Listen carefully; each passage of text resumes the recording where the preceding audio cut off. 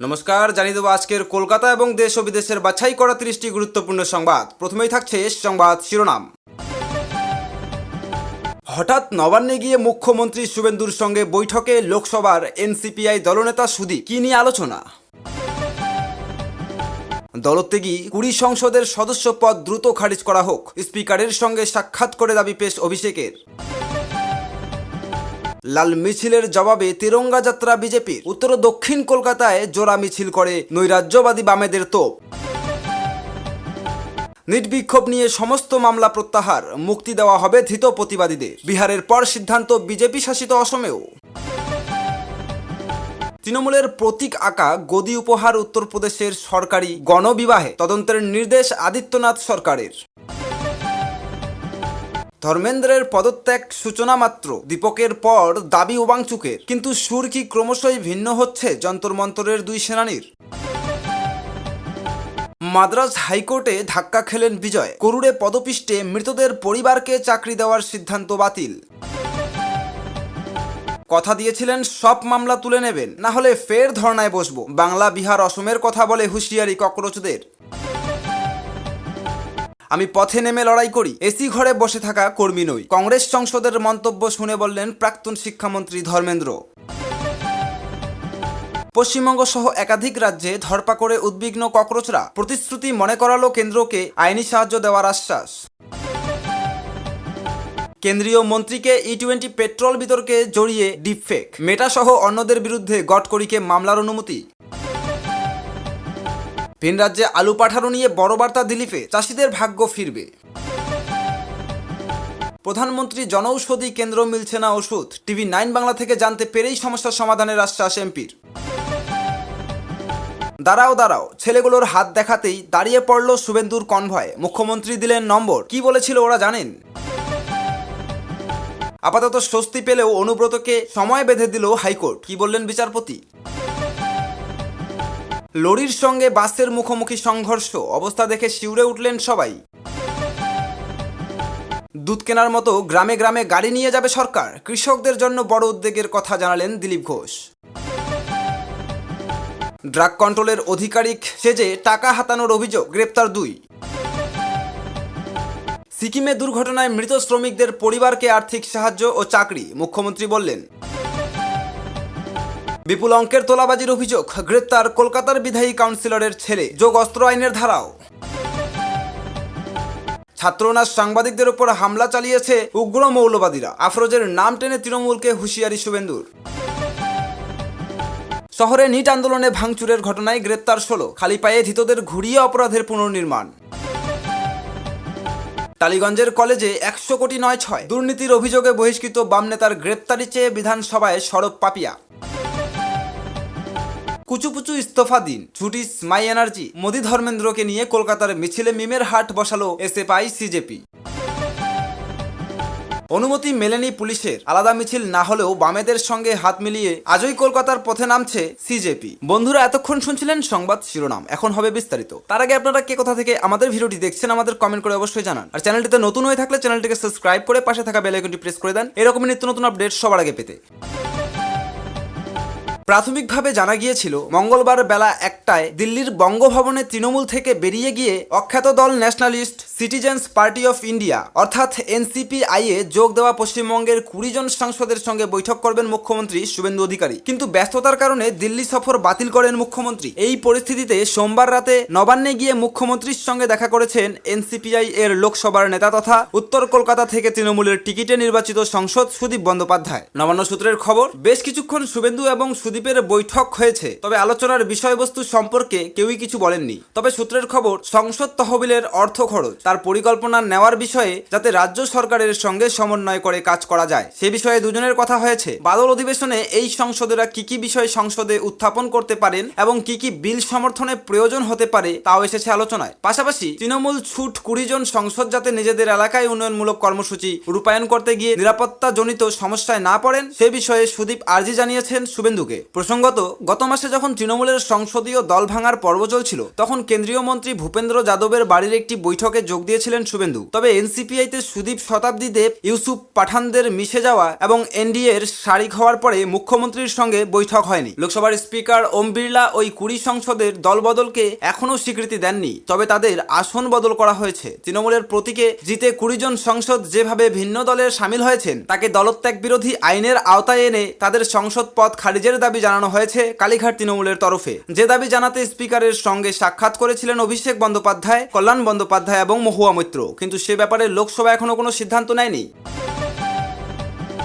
লোকসভার স্পিকার ওম বিড়লার সঙ্গে তার কক্ষে গিয়ে সোমবার দেখা করলেন সাংসদ অভিষেক বন্দ্যোপাধ্যায়। সূত্রের খবর, প্রায় 20 মিনিটের বৈঠক শেষে দুটি দাবি জানিয়ে স্পিকারের হাতে চিঠিও তুলে দিয়েছেন তিনি। দাবি করেছেন তৃণমূলের প্রতীকে জয়ী 20 জন এনসিপিআই সংসদের সদস্যপদ দ্রুত খারিজ করা হোক। সম্প্রতি তাদের যে আসন বরাদ্দ করা হয়েছে তাও প্রত্যাহার করা হোক। লোকসভায় 28 জন সংসদ যে আসনে বসতেন তাই পুনর্বহাল করা হোক। সূত্রের খবর, সোমবার প্রায় 20 মিনিট লোকসভার স্পিকার বিড়লার সঙ্গে বৈঠক হয় অভিষেকের। স্পিকারের কাছে মূলত দুটি দাবি জানান তিনি, চিঠিও তুলে দেন। অভিষেকের দাবি, তৃণমূলের প্রতীক জয়ী 20 জন সংসদের সদস্যপদ দ্রুত খারিজ করা হোক। 1985 সালের লোকসভা সদস্য নীতির 6 নম্বর ধারা অনুসারে তাদের বিরুদ্ধে পদক্ষেপ করা হোক। তিনি মনে করিয়ে দেন, এই এক আবেদন জানিয়ে গত 19 জুন তিনি পিটিশন দায়ের করেছিলেন। তারপরে কোনো বিজ্ঞপ্তি জারি করা হয়নি শুনানিও। সেই নিয়ে সোমবারের চিঠিতে উদ্বেগও প্রকাশ করেছে তিনি। তার প্রশ্ন, এ বিষয়ে যখন কোনো সিদ্ধান্ত গ্রহণ করা হয়নি, তখন কিভাবে 20 জনের আসন বদল করা হলো? লোকসভার স্পিকার ওই 20 সংসদদের দল বদলকে এখনো স্বীকৃতি দেননি, তবে তাদের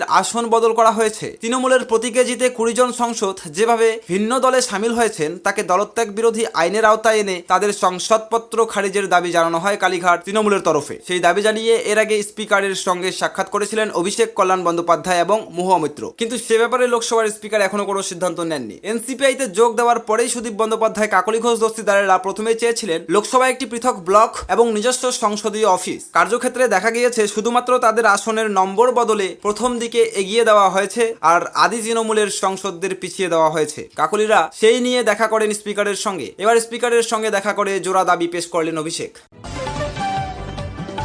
নৈরাজ্য প্রতিরোধের ডাক দিয়ে কলকাতায় জোড়া মিছিল করল বিজেপি। ছাত্র আন্দোলনকে ব্যবহার করে বামেরা অরাজকতা ছড়াতে চাইছে বলে গত কয়েকদিন ধরে লাগাতার তোপ দাগা হচ্ছিল বিজেপির তরফে। সোমবার উত্তর এবং দক্ষিণ কলকাতার সাংগঠনিক জেলা কমিটির ডাকে হওয়া 2 মিছিল থেকেও বামেদেরই মূলত নিশানা করা হলো। তবে গত শুক্রবার কলকাতায় বাম ছাত্র সংগঠনগুলির ডাকে হওয়া মিছিল থেকে যেভাবে অশান্তি ছড়িয়েছিল, সোমবার তেমন কোনো ছবি তৈরি হয়নি। বিজেপির ডাকে মিছিল হলেও সোমবারের জোড়া কর্মসূচিতে কোথাও দলীয় পতাকা ব্যবহার করা হয়নি। জাতীয় পতাকা নিয়ে মিছিল করার সিদ্ধান্ত হয়েছিল, তাই কর্মসূচির নাম দেওয়া হয়েছিল তেরঙ্গা যাত্রা। তার পাশাপাশি হনুমানের ছবি সম্বলিত কিছু গেরুয়া পতাকাও দেখা গিয়েছে। নিট প্রশ্ন ফাঁস কাণ্ডে ছাত্র আন্দোলনের চাপে কেন্দ্রীয় শিক্ষামন্ত্রী পদ থেকে ধর্মেন্দ্র প্রধানকে পদত্যাগ করাতে বিজেপি বাধ্য হয়েছে, কিন্তু ধর্মেন্দ্রর এই ইস্তফাকে বিজেপির তরফ থেকে আত্মত্যাগ হিসেবেই তুলে ধরা হয়েছে। ছাত্র সমাজ এবং যুব সমাজকে ভুল বুঝিয়ে দেশে বড় অশান্তি তৈরি করার চেষ্টা চলছিল, তাই দেশের স্বার্থে ধর্মেন্দ্র সরে দাঁড়িয়েছেন, এই ভাষ্য তুলে ধরা শুরু হয়েছে। তাই কলকাতায় সোমবার যে জোড়া মিছিল বিজেপি করেছে, সেখানেও দেশের স্বার্থ বা জাতীয়তাবাদ ভাষ্যেই বিজেপি শান দিয়েছে। দলের পতাকা সরিয়ে রেখে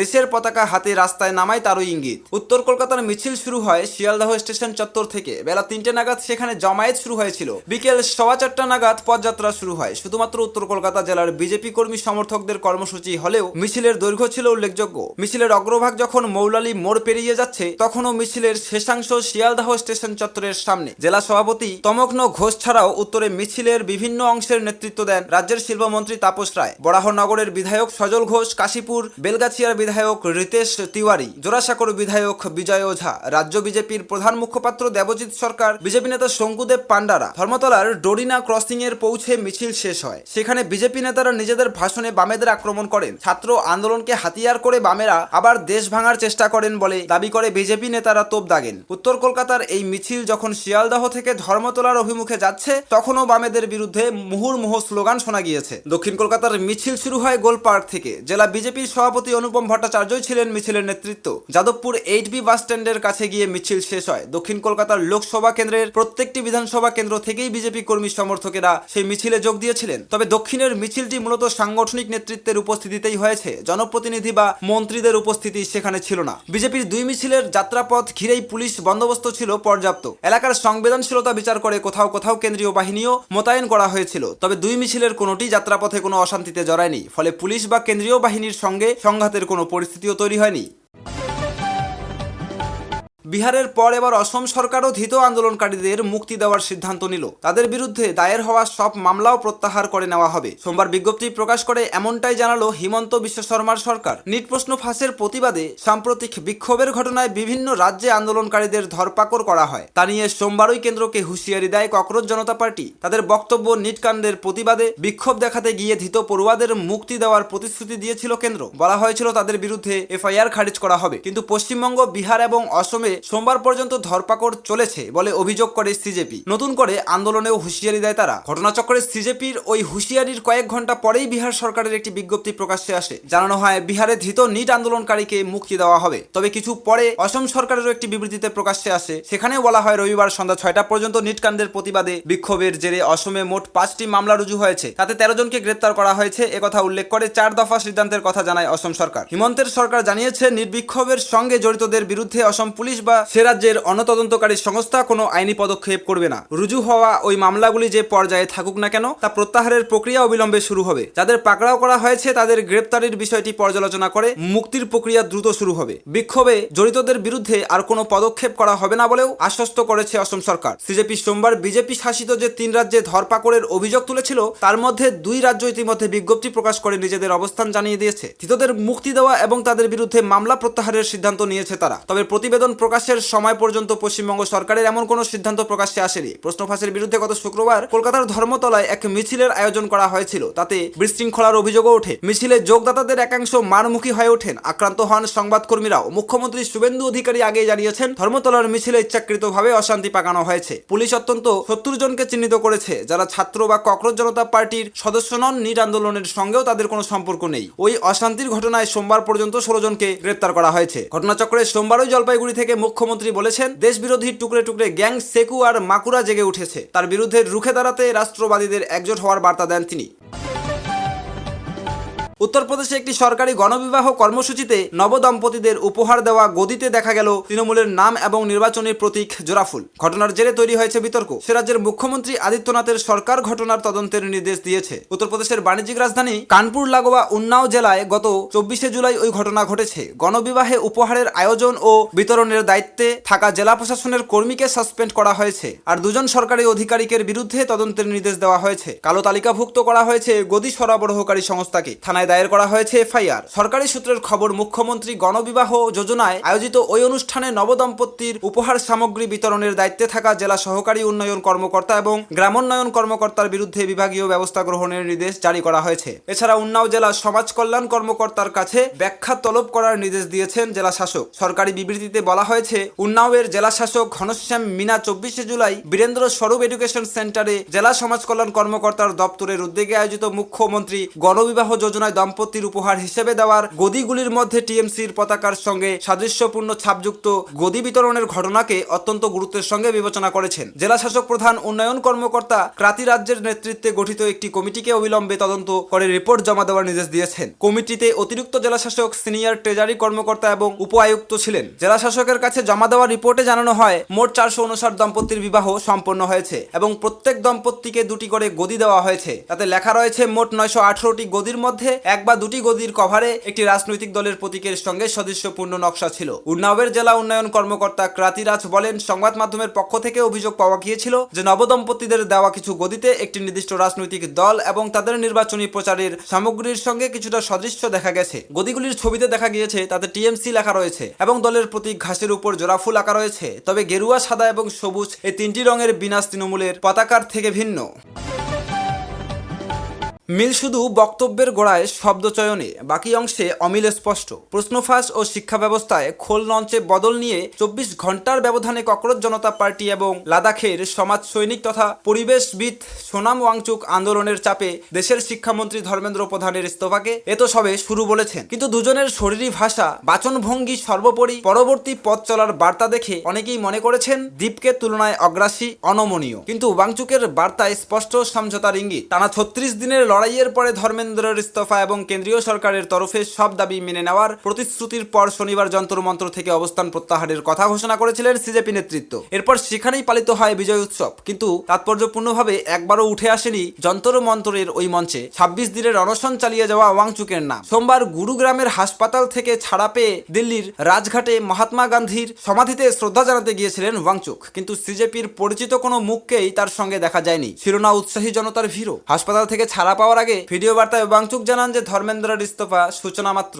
তিনি বলেন, পদত্যাগ কেবল শুরু। যদি এই মুহূর্ত থেকে সমস্যাটিকে স্বীকার করে তার সমাধান করা হয় তাহলে আমাদের দেশের মঙ্গল হবে। আমার মতে সেই প্রক্রিয়া ইতিমধ্যেই শুরু হয়েছে, বর্তমানে আলোচনা চলছে এবং আমি আশা করি যে অত্যন্ত ইতিবাচক কথাবার্তার মাধ্যমে দেশের জন্য সবচেয়ে উপযুক্ত পদক্ষেপ গ্রহণ করা হবে। পারস্পরিক সদিচ্ছার ভিত্তিতে আমরা একটি উৎকৃষ্ট ব্যবস্থা বাস্তবায়ন করতে পারবো। ওয়াংচুকের এই বার্তাকে প্রধানমন্ত্রী নরেন্দ্র মোদী সরকারের প্রতি নরম মনোভাব বলেই মনে করেছেন রাজনৈতিক বিশ্লেষকদের একাংশ। শুধু তাই নয়, দিল্লি সহ দেশের বিভিন্ন শহরে আন্দোলনকারীদের বিরুদ্ধে পুলিশি পদক্ষেপ নিয়ে ওয়াংচুক এবং সিজেপি নেতৃত্বের মত পার্থক্য স্পষ্ট হয়েছে শনিবার। রাজঘাটে যাওয়ার আগে ওয়াংচুক শান্তিপূর্ণ বিক্ষোভে অংশগ্রহণকারীদের বিরুদ্ধে কোনো ব্যবস্থা না নেওয়ার আবেদন জানিয়েছেন সরকারের কাছে। তিনি বলেন, শান্তিপূর্ণভাবে প্রতিবাদ করার অধিকার সংবিধানের দ্বারা সুরক্ষিত, কিন্তু সেই সঙ্গেই তার তাৎপর্যপূর্ণ মন্তব্য, যারা শান্তিপূর্ণভাবে প্রতিবাদ করেছেন তাদের বিরুদ্ধে কোনো ব্যবস্থা নেওয়া উচিত নয়। কিন্তু যদি দুষ্ট উদ্দেশ্য নিয়ে কিছু দুষ্কৃতকারী কাজ করে তাহলে আমরা বলতে পারি না যে একেবারেই কিছু ঘটবে না। তবে আমি খুব স্পষ্ট করে বলতে চাই যে শান্তিপূর্ণ প্রতিবাদ করা আমাদের সাংবিধানিক অধিকার এবং সেটিকে অবশ্যই সম্মান করতে হবে। বাকি বিষয়গুলির ক্ষেত্রে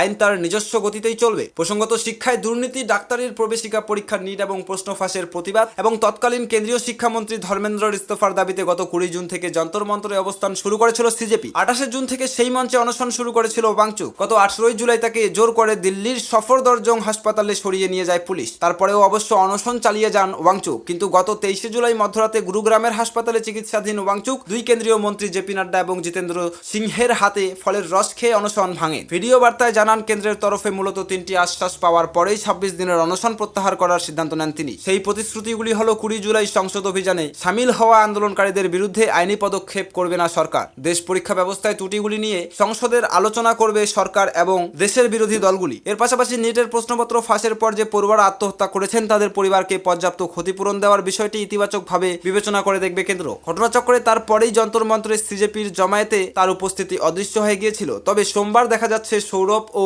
আশুতোষের এক্স হ্যান্ডেলে রয়েছে ওয়াংচুকের ছবি।